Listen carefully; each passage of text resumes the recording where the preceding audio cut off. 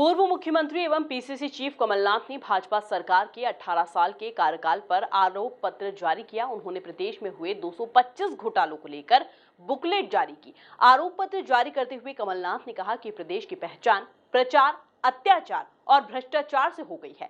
वहीं दूसरी ओर बीजेपी अपना रिपोर्ट कार्ड पेश करने जा रही है।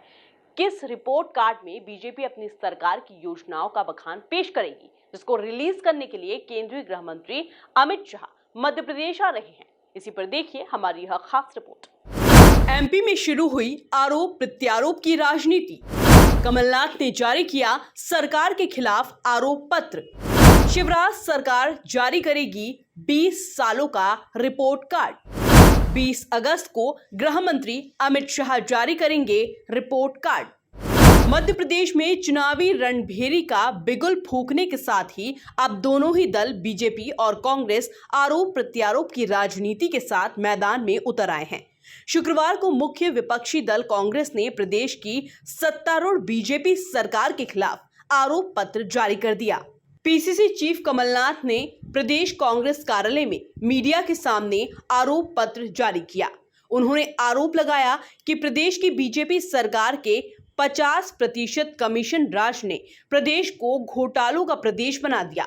घोटालों की जांच कराने के सवाल पर कमलनाथ ने कहा कि अब कमलनाथ 2018 के मॉडल नहीं, अब 2023 के मॉडल हैं। कांग्रेस पार्टी शिवराज सिंह चौहान के 18 साल के प्रमुख घोटालों की घोटाला शीट जारी कर रही है। सब चीजों में ठगाई, सबको ठगा है। नौजवानों को ठगा है, बुजुर्गों को ठगा है, किसानों को ठगा है, व्यापारियों को ठगा है, शासकीय कर्मचारियों को ठगा है और केवल पैसे से ठगना और भ्रष्टाचार ही नहीं है, पर यह भी हमें पहचानना है कि इनकी नीति और नियत भी ठगने वाली है।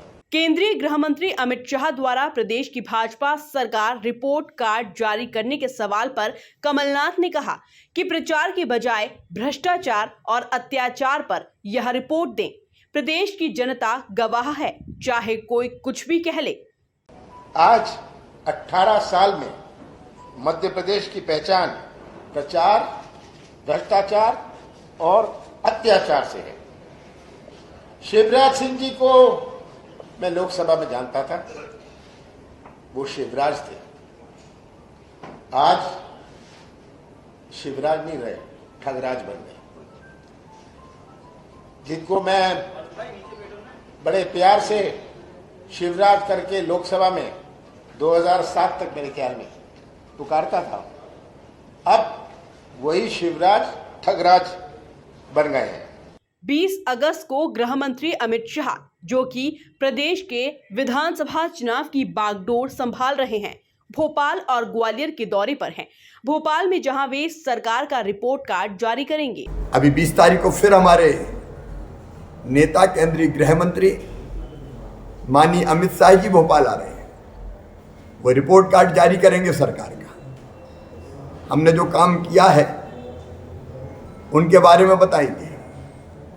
हमारी विस्तारित कार्यकारिणी की बैठक फिर ग्वालियर में होने वाली 20 तारीख को ही। विधानसभा के सम्मेलन चल रहे हैं, जनदर्शन चल रहे हैं, अलग अलग कार्यक्रम चल रहे हैं और हम लोग विजय के संकल्प और विश्वास के साथ मैदान में हैं।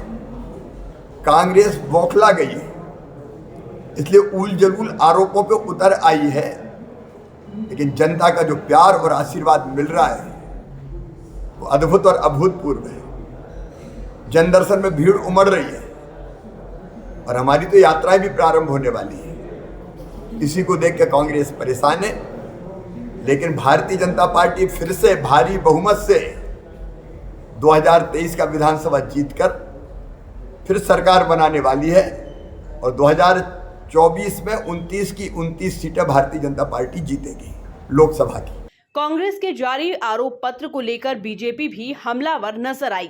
बीजेपी के प्रदेश अध्यक्ष विष्णु दत्त शर्मा ने कांग्रेस के लगाए गए आरोपों पर पलटवार करते हुए कमलनाथ सरकार में हुए घोटालों की मीडिया के सामने गिनती करा दी। उन्होंने कहा कि कमलनाथ 2023 के मॉडल नहीं बल्कि सिख दंगों के मॉडल हैं। देखिए, एक चीज मैं बड़ी गंभीरता से बताता हूं। अगर सिस्टम के अंदर कोई अगर किसी प्रकार की कोई भी व्यक्ति हो सकता है, अगर कुछ गड़बड़ी करने का काम करता है, ये भारतीय जनता पार्टी की सरकार है। जिसने अगर गड़बड़ी की होगी तो वो जेल के सींकचों में हुआ होगा। चाहे वो प्रमाण पत्र बनाने की बात हो, अगर वो हैं तो जेल गए होंगे, बचे नहीं होंगे जिनकी आप बात कर रहे हैं। इसलिए ऐसे कोई भी नहीं बचता। अरे छोटी नहीं, बड़ी बड़ी मछलियां भी जाती हैं, कोई नहीं बच सकता। ये भारतीय जनता पार्टी की सरकार कहीं भी, अरे आज तो इतना ट्रांसपेरेंट सिस्टम कर दिया है कि आपके प्रधानमंत्री कांग्रेस के कमलनाथ जी राजीव गांधी कहते थे कि 1 रुपए में से 85 पैसे दलाल बिचौलिए खा जाते हैं, भ्रष्टाचार में चला जाता है। आज भारतीय राजनीति का परिदृश्य बदल दिया है। सिस्टम के अंदर ट्रांसपेरेंट सिस्टम लाने का काम प्रधानमंत्री मोदी जी ने आज इस देश के अंदर दलाल और बिचौली की व्यवस्था समाप्त करके अगर 1 रुपया आ रहा है तो 1 रुपया ही गरीब के खाते में जाता है। ये राजनीतिक नहीं, व्यवस्था के अंदर इतना बड़ा परिवर्तन किसी ने लाया तो भारतीय जनता पार्टी की सरकार ने लाया। तो इसलिए सर्टिफिकेट देश की जनता, प्रदेश की जनता देती है।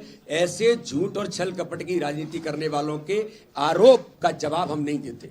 मध्य प्रदेश में इस बार विधानसभा चुनाव में बीजेपी और कांग्रेस के बीच कांटे की टक्कर है और यही कारण है कि दोनों ही दल अपनी अपनी रणनीति में समय समय पर बदलाव कर रहे हैं। इसी के चलते बीजेपी ने कमजोर सीटों पर अपने प्रत्याशियों की घोषणा कर दी और इसी के साथ अब कांग्रेस भी अपने प्रत्याशियों की घोषणा जल्द ही करने वाली है। लेकिन सवाल यह उठता है कि चुनाव से पहले आरोप प्रत्यारोप की राजनीति के बीच जनता के हितों के मुद्दे चुनाव से गुम ना हो जाएं। भोपाल से एमपी न्यूज के लिए राकेश शर्मा की रिपोर्ट।